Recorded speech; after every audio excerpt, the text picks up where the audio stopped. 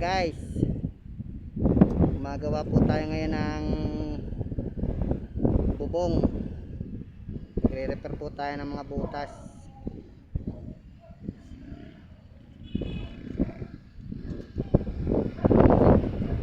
Ganyan po kaluwang ang ating lalagyan.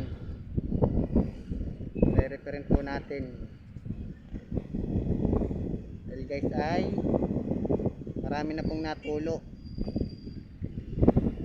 Gaano na ang ating umuupa. Kaya iano muna natin ang pulkasil. Subukan muna natin. Pag hindi kinaya ng pulkasil ay ating papalitan ng bagong bubong. Ayan guys, sobrang init man ngayon, tagalang tayo sa buhay para sa ating pamilya. Yung nakaranas nito guys, hingi po sana ako ng kahit like lang po. Maraming salamat po guys. Ingat po kayo palagi.